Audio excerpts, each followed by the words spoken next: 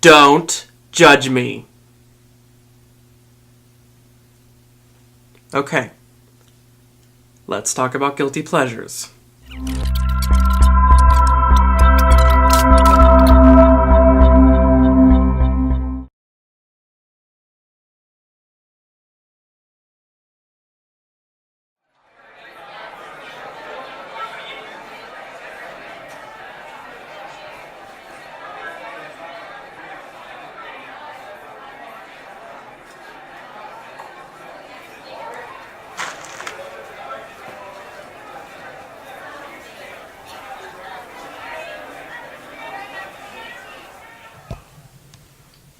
Hi, I'm Andrew, and I like pop music.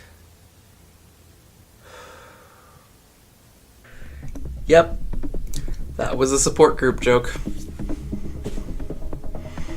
The funny thing is, I think it could have easily have gone... Hi, I'm Andrew, and I'm a film and television snob.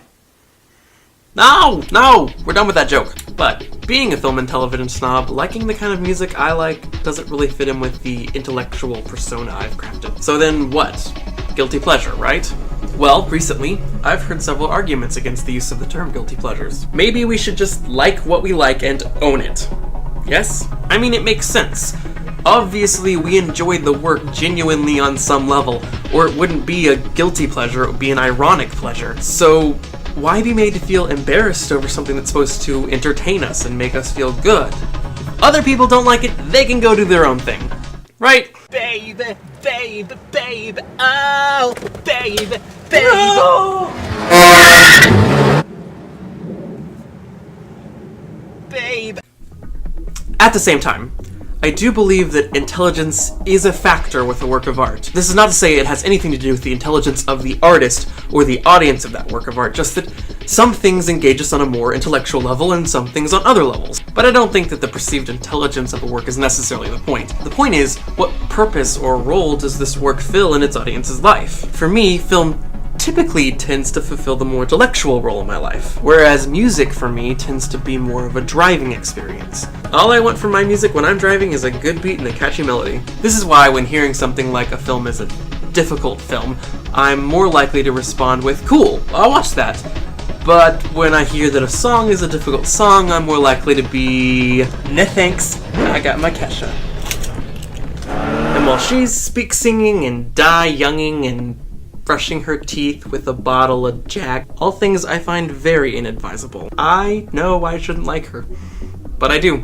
For whatever reason, it's what I need right then. And film can be the same way. For some, it's a relaxation medium. Popcorn films have value because some people like popcorn, damn it. However, if you were to look at my top 25 on iTunes, it wouldn't all be embarrassing things like Katy Perry and Kesha, because alongside those things are songs from some of my favorite works of art.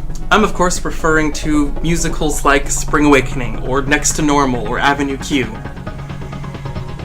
I love Spring Awakening. The term guilty pleasures is useful because it helps me easily differentiate between those kinds of things in conversation. Now, I don't think that you should actually feel guilty over something innocent that you like, especially if you're feeling guilty over other people's opinions.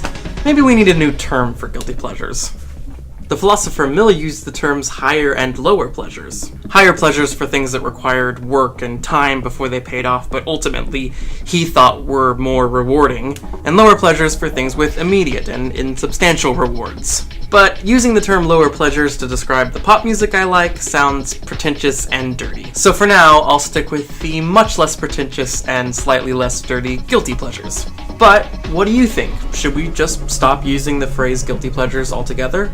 And what are some potential other phrases that we could come up with less negative feelings associated with it? Let me know in the comments. Hello. Also subscribe, or I'll cry. And until next week, have great days.